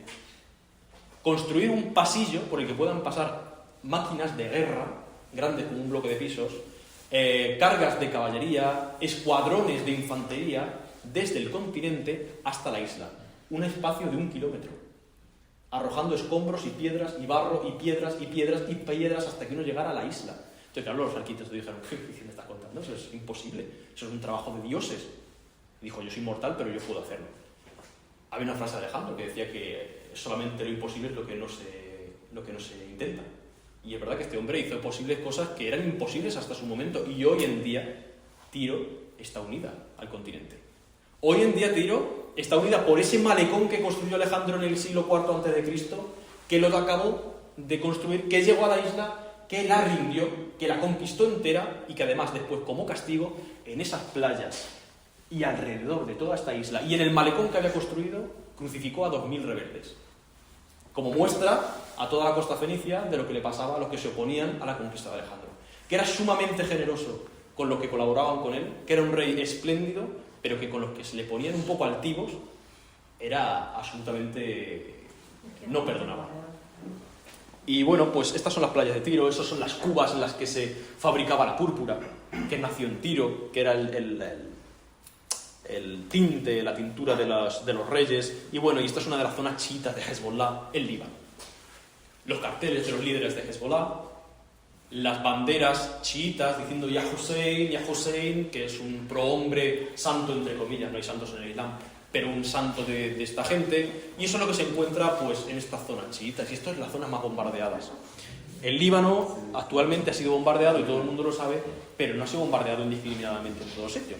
Ha sido en zonas chiitas, en el sur y en zonas concretas de Beirut. Estamos ya acabando, quiero enseñaros un poco Líbano porque ya es prácticamente el último país así más largo de hablar de él. Esta iglesia quería hacer referencia a ella. Está en el norte del Líbano, a 20 kilómetros de Siria. Esta iglesia la construyeron en 2017, es muy moderna. Y desde aquí no se ve, pero tiene la forma de una flor, de una rosa. Pues si uno ve una rosa desde aquí, pues la ve así, en perspectiva. Tiene la forma de una rosa hecha pues de hormigón y el campanario de la iglesia mayor es una vela con una cruz arriba. Había una chica libanesa en 2017, de unos 20 y tantos años, que volvía a su casa, pues no recuerdo si era de noche o de día, sinceramente, pero bueno, sería de día porque las mujeres no salen de noche en Líbano, ni en ningún país árabe. Entonces, estaba volviendo a su casa con la mala suerte de que de camino un refugiado sirio, porque fue lo que pasó, la interceptó, la intentó violar, no la pudo violar, así que la degolló. O sea, la redujo, la degolló y después de degollarla la violó. Y la dejó tirada allí. Eso no existía, era una esplanada. Entonces la familia, cuando se enteró de eso y sufrieron y lloraron y la enterraron y todo, era una familia muy rica. Tiene una mansión allí al lado, que parece un templo romano. O sea, familia de estas que dices, muy probablemente tengan dinero de la mafia o de algo, porque además son de ascendencia italiana. Decidieron que esa persona no tenía derecho a seguir viviendo, que había matado a su hija, y un día mandaron a uno de la familia un contacto, cogieron al sirio ese, le pegaron 2 tiros, lo tiraron a un barranco y ya se acabó el sirio. Y en el sitio donde habían matado a su hija y donde la habían violado, construyeron una iglesia con forma de rosa, porque una cosa que no os he dicho es que mientras ella estaba muriendo, esto es muy desagradable, pero la vida es así, mientras ella estaba muriendo desangrada y la estaba violando el sirio, ella estaba rezando el rosario. Mientras rezaba el rosario, murió. Entonces hicieron una iglesia con forma de rosa, del rosario, y hicieron 10 pilares alrededor, un pilar, 2 pilares, que siguen por aquí, otro pilar, que son los 10 misterios del rosario, que estaba rezando esta niña cuando murió. Y la cúpula de la iglesia, por dentro, que es la cúpula, o sea, el interior de esa rosa, es una cúpula con Cristo en el centro, y alrededor todos los santos, todos los patriarcas de las iglesias ortodoxas, todos los papas de la iglesia católica, y escenas de la vida de la niña. Uno puede ver aquí, esta es la niña en su adolescencia, esta es la niña de más pequeña, hay escenas incluso de la niña cuando era un bebé. O sea, mezclaron con todos los santos y con todos los prohombres religiosos del Líbano la imagen de esta niña. Y me parece algo pues muy bonito, o sea, me parece algo espectacular, que además mandaron pintar a un pintor ucraniano, lo pagó toda la familia, o sea, es una familia, estamos hablando de ultra ricos, y es un lugar muy profundo en cuanto al sentimiento y al que incluso te hacen entrar con una túnica. Uno no puede enseñar ni siquiera las piernas ni los brazos.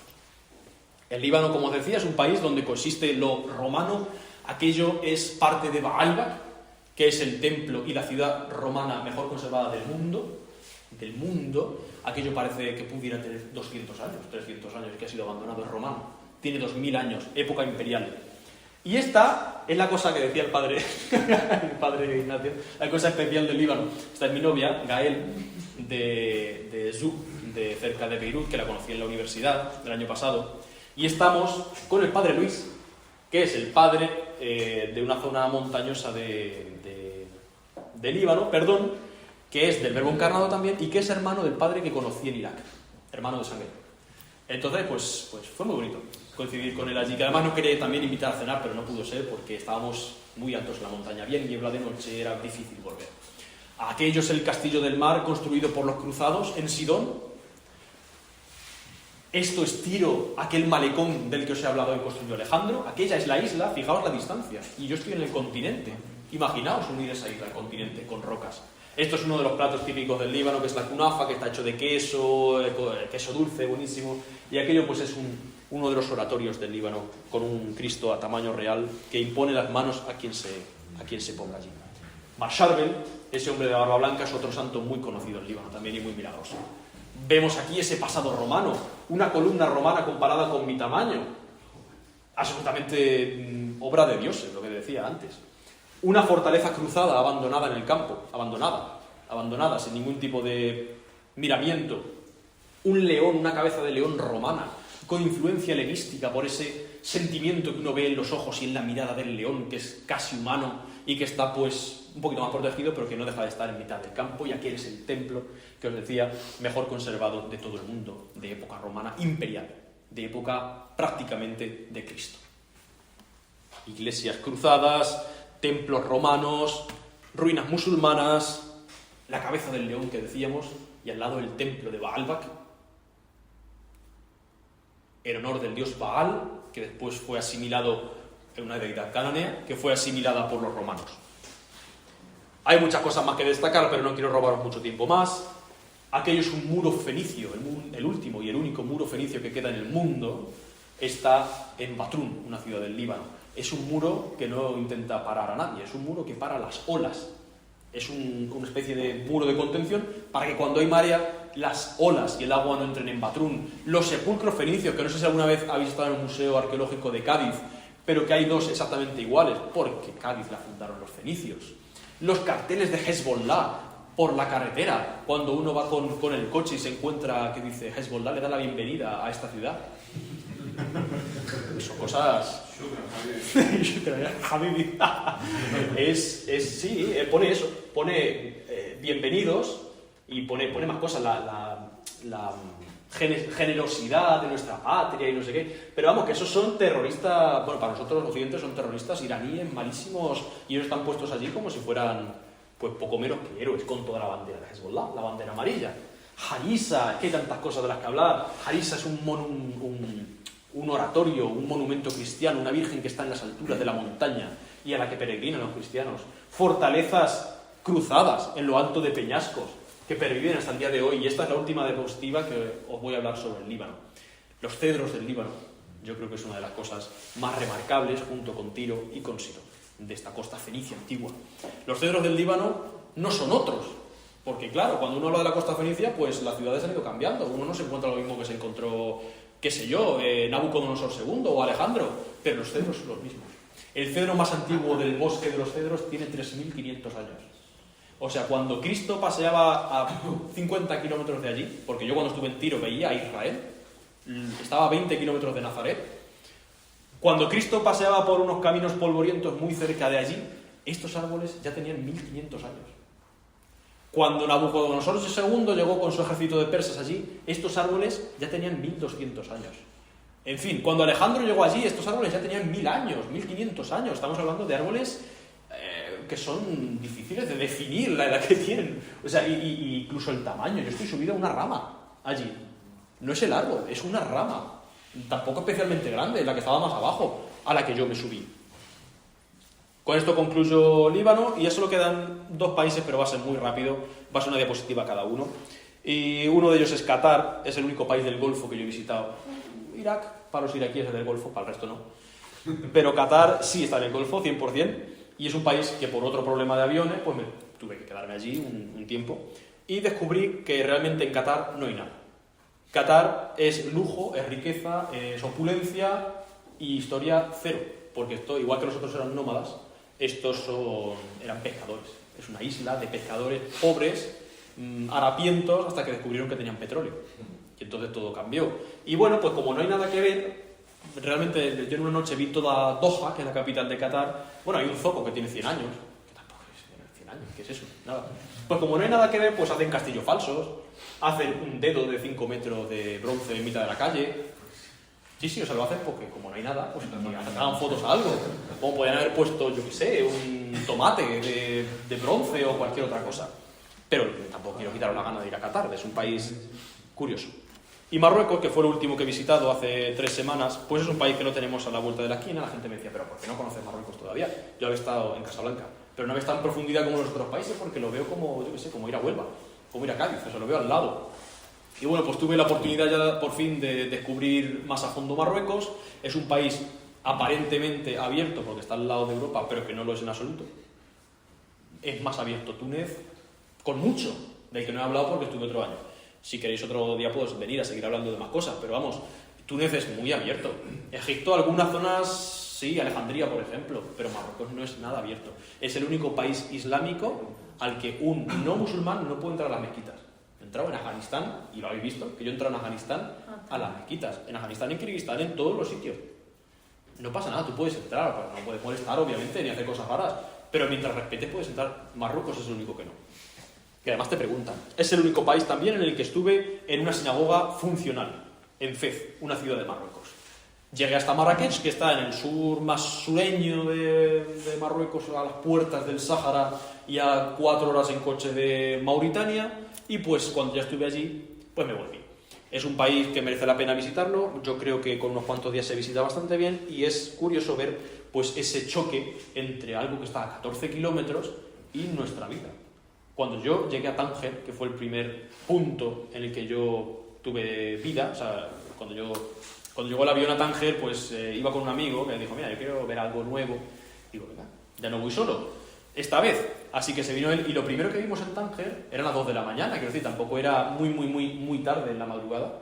Lo primero que vimos era pues algo que yo ya conocía, que es la suciedad, los gatos y los perros callejeros, y una cosa que yo no había visto nunca en ningún país árabe, y es la pobreza, o sea, la drogadicción más evidente y la prostitución más notoria. O sea, la drogadicción de gente sin nariz, cocainómanos por las calles pidiéndote un trozo de pan para poder echar sopa adentro, para poder comer. Niños haciendo lo mismo. Niños de 15 años colocados de pegamento o de disolvente. Prostitutas con 14 años. No sé qué edad tenían, la verdad, pero tenían cuerpo de mujer incipiente. Bajándose de coche. Yo no sé si era prostituta, pero una niña con 15 años con un vestido por aquí en Marruecos que coge dinero de un coche al bajarse. Hombre, pues lo más probable es que sea una prostituta. Con 13, con 14 años, todo eso cuando lo vio mi amigo entró en shock. Y después a las 5 de la mañana, cuando escuchó al imán de la mezquita subirse a la torre y hacer Allahu Akbar, y aquí pues se dijo, ¿esto dónde me ha traído Roberto? Pero bueno, eso es Marruecos, o sea, lo que tenemos más. Exactamente, yo le dije, menos mal que no te he llevado a Egipto. Es que si te llevo a Egipto te da un infarto. Claro. Entonces, yo he visitado más países, pero he hecho una selección, no quería cansaros tampoco mucho de lo que he visitado últimamente. Os he hecho el paseo. Tampoco he querido entrar en más cuestiones metafísicas por si tenéis vosotros las preguntas, porque no sé exactamente qué dudas tenéis. Así que yo he acabado, si queréis abrir ronda de preguntas. Bravo.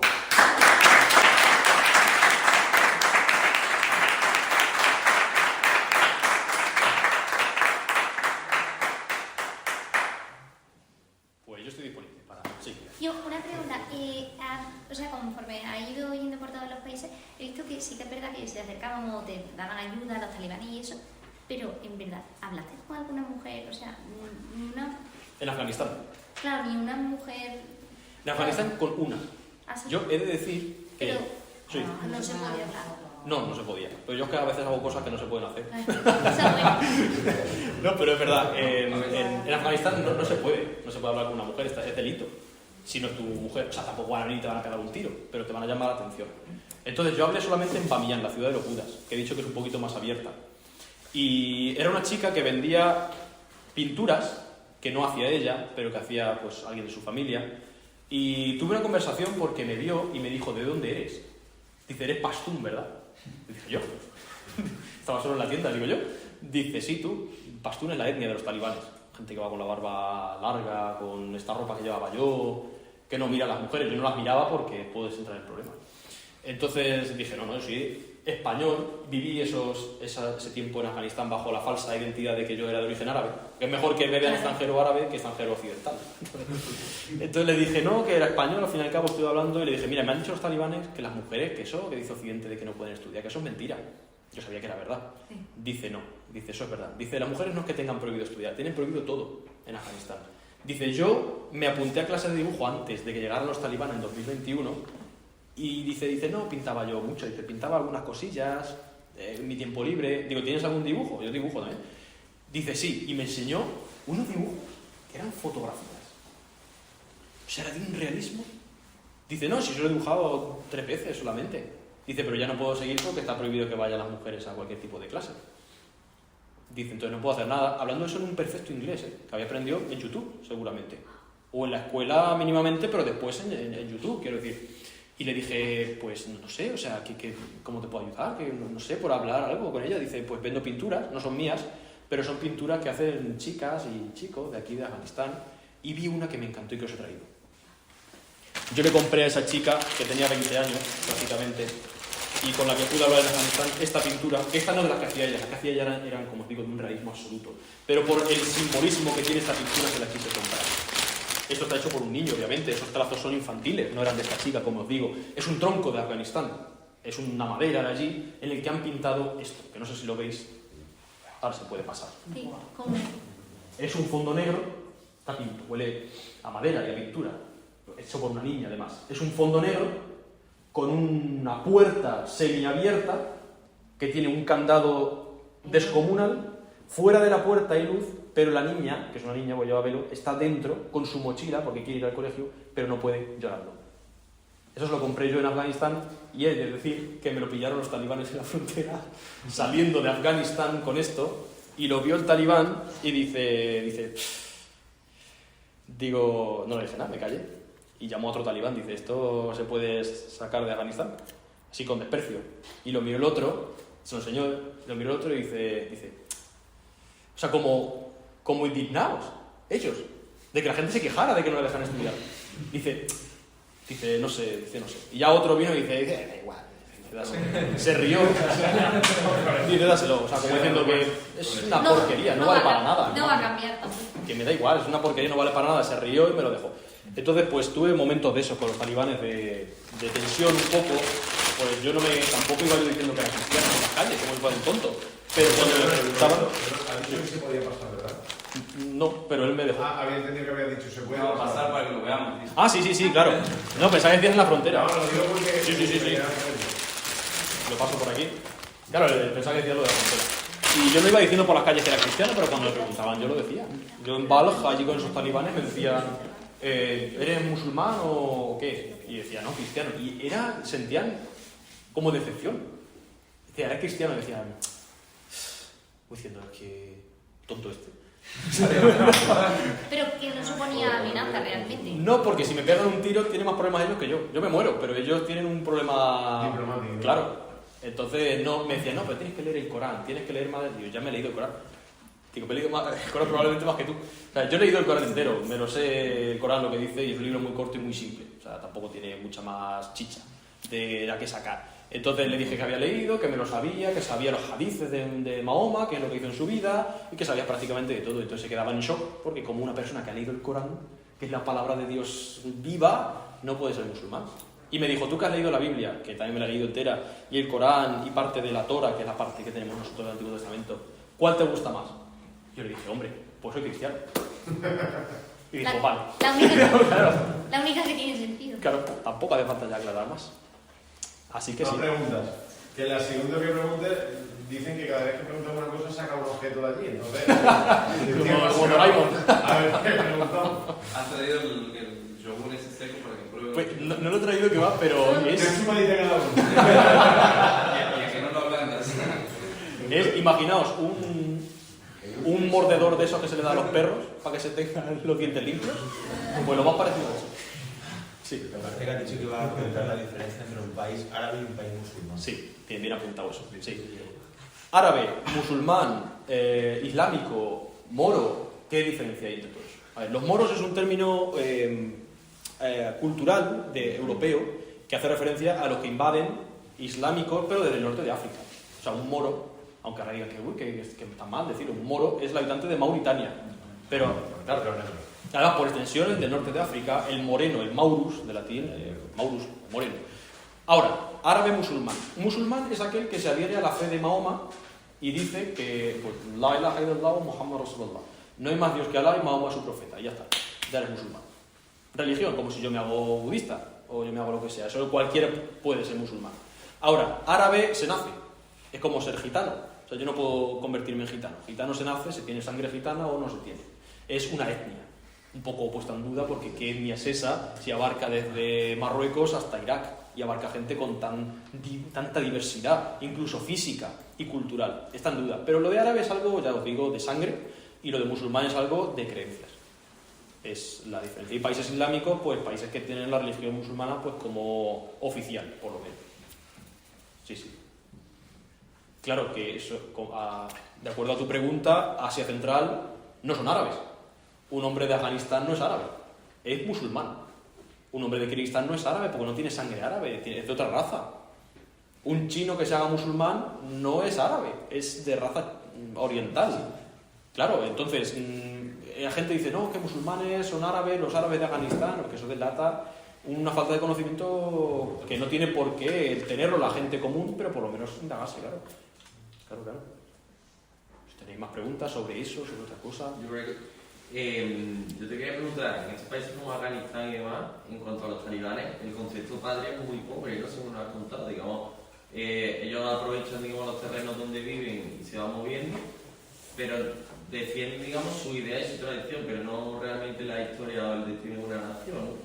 ¿Tu concepto de patria cómo sería en este...? Claro, eso es apasionante porque en cada rincón de este mundo que es Asia Central y el mundo islámico en general es diferente. En Kirguistán es donde os he dicho que realmente la patria vale bien poco, porque que venga Lenin y me gobierne o que venga quien sea, que me da igual, porque yo quiero pastos y caballos, ya está. Y mi tienda que no se moje.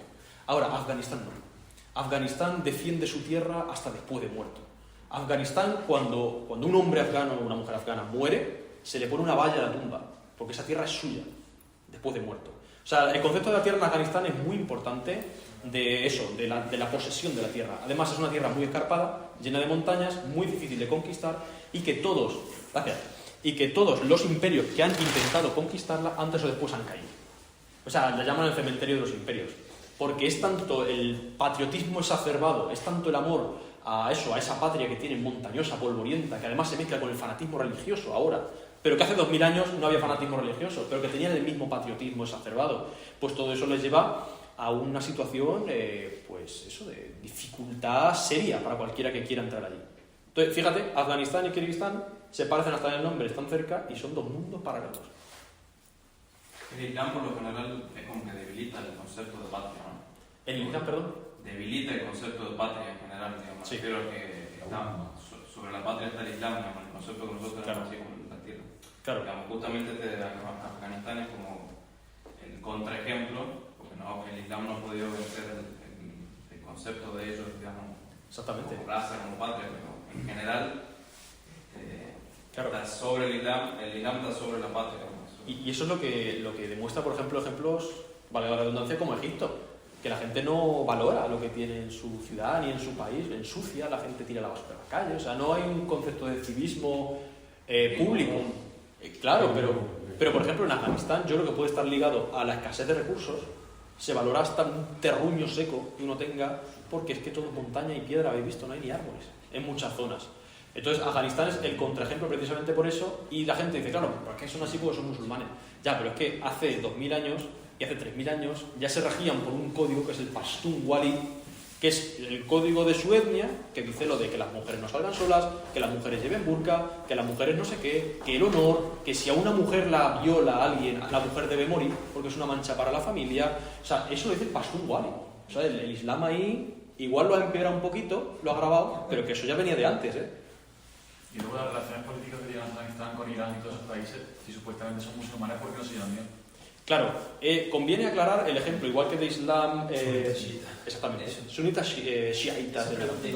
¿Qué diferencia hay entre los dos? Son dos mundos paralelos. No me gusta hacer comparaciones, porque las comparaciones son odiosas, pero podríamos comparar católicos protestantes. No es comparable, pero bueno, para que nos hagamos una idea. Los dos somos cristianos, pero en diferencias abismales. Entonces, un sunita dice, yo creo en Mahoma, y Dios es uno, y Mahoma es su profeta. Ahora, hasta ahí estamos todos de acuerdo, todos los musulmanes, quiero decir. Cuando se muere Mahoma, ¿quién viene como él? ¿Quién como él? ¿Quién es el sucesor? Dicen los sunitas, los 4 califas ortodoxos. 4 hombres que dijeron, somos los compañeros de Mahoma, nosotros hemos luchado con él. Nosotros merecemos ser los nuevos cabecillas. Y los chiitas dijeron, ¿qué dicen? ¿Va a ser vosotros? ¿Vosotros qué tenéis que ver con Mahoma? ¿Tenéis sangre de Mahoma? Eso tiene que ser el yerno y primo de Mahoma, que es Ali. Ali, que tiene sangre de Mahoma, ese tiene que ser el sucesor. Eso dicen los chiitas. Y los sunitas dicen que no, que los sunitas, o sea, que eso no tiene nada que ver, su primo, que me da igual que sea su primo, que tienen que ser los que compartieron la guerra con él. Entonces ahí se dividen. Y a nivel filosófico, porque eso es una diferencia política, pero la filosofía, ¿cuál sería? Claro, la filosofía es curiosa, porque Irak es el primer país musulmán que yo he visto con presencia chiita en enero. Y a mí me chocó mucho ver peregrinaciones a lugares en los que están enterradas personas. Eso en el Islam es ponerse los vellos de punta y vamos, atrás. Pero para los chiitas es normal. La ostentación y el lujo de las mezquitas, en los que yo explicaba en la conferencia que di hace un mes, que cuando uno entra en la mezquita de Karbala, que es la mezquita en la que está enterrado Hussein, y otra igual en Najaf, que está enterrado Ali, ve unas cúpulas en las que hay cristales del tamaño de una uña, puestos en diferentes posiciones, para que uno cuando atraviesa esas galerías, la luz de las arañas de techo se refleje en los cristales y en los espejos, y cuando uno se mueve le da la impresión de que está debajo de un firmamento cuajado de estrellas. Cuando uno camina debajo de esas galerías y de esas cúpulas, comprende que las maravillas del mundo que nos han transmitido siempre y que el arte barroco se queda, es una opinión, muy atrás. O por lo menos el concepto de arte que tenemos se queda muy, muy atrás. Entonces, por ejemplo, iglesias ostentosas, chiitas, peregrinación a tumbas de hombres considerados santos, no, pero bueno, admirables, chiitas, representaciones físicas, chiitas. A Mahoma no se le representa nunca, ninguno, ni chiitas ni sunitas, pero a sus compañeros, a su madre, a sus mujeres, a los prohombres estos admirables, los representan. Los ponen en carteles. Incluso ustedes se pueden comprar un póster con la cara de Ali y otro con la cara de Khomeini. Y te lo llevas a tu casa el póster de Khomeini y lo pones en la pared y tienes a Khomeini en tu habitación, tienes a Khamenei o tienes a Hussein y tienes a estos hombres en tu casa para verlo físicamente. Algo que está... ¿Pero se le reza o se le hace devoción? No, o respeto y ya está. Se supone que está prohibido, pero hacen peregrinaciones iguales que la de la Virgen del Rocío. O sea, yo tenía la sensación allí que era muy similar en cuanto a fenómeno religioso, aparte de las creencias que cada uno tiene, al salto de la reja. O sea, porque iban con los bebés, los ponían en volandas. Estamos hablando de una masa de 500 personas, de 600 personas alrededor del sepulcro de Ali, del sepulcro de Hussein, con los bebés en alturas y se los iban pasando para que tocaran la tumba de Hussein. Y después volvían y se pegaban por tocar la tumba de Hussein y restregaban trapos en la tumba de Ali y de Hussein para que quedaran benditos. O sea, dicen que no son santos y que no los adoran, pero está ese pozo que dices, esto realmente hay algo más que admiración. Y pues, ¿qué más? Pues no sabría decir muchas más diferencias. O sea, es muy similar. En forma no, pero en profundidad sí. No, la ley es distinta. La ley. Sí, sus creencias son distintas, tanto en cuanto los sunitas son más estrictos en lo que consideran que es ley, y, claro. y los chiitas consideran que también los dichos y hechos del profeta son ley. Hay 4 categorías de ley. Sí. Pero los 3, los sunitas solo uno. Exactamente. De hecho, la palabra sunita viene de la sunna, que es como pues la tradición oral. Pues el Corán es palabra de Dios para ellos, bajada del cielo, alambicada. O sea, eso es lo que dijo Dios con esos puntos y esas comas. Punto. No hay nada que discutir. Ahora, la sunna es la tradición. Pues lo que se considera que está bien, que no está bien, que está mal, lo que hacía y decía Mahoma. Pero eso se incluye más en los hadices. O sea, hay muchos como libros que no tienen el carácter de sagrado, pero al fin y al cabo te indican cómo ser buen musulmán. Y luego está la sharia, que es la ley. O sea, ¿qué pasa si a mí mi vecino me quita 7 metros de finca? Y te lo estipula. ¿Qué pasa si mi mujer se va con otro? ¿Qué pasa si no sé qué pasa si mi mujer no viste como debe una mujer musulmana? O sea, cosas muy concretas.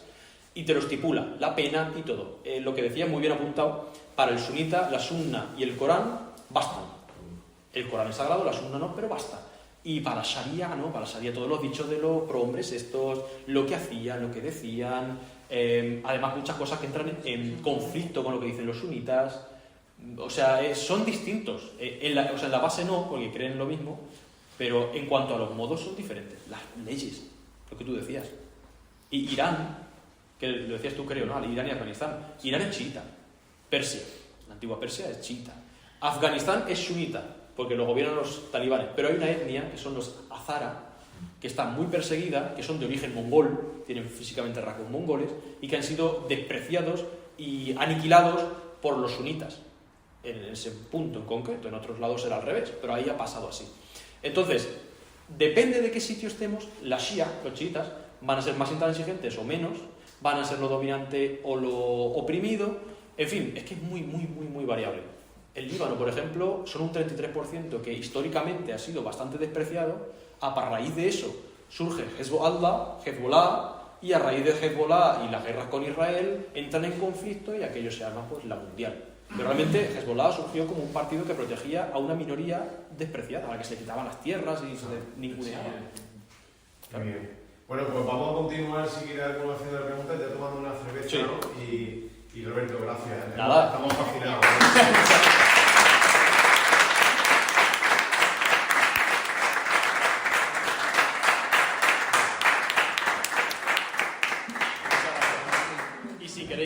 todavía, yo encantado. Yo también.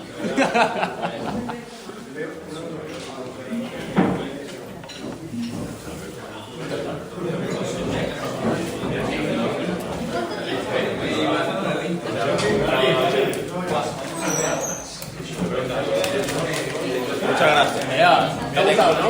Sí. Claro.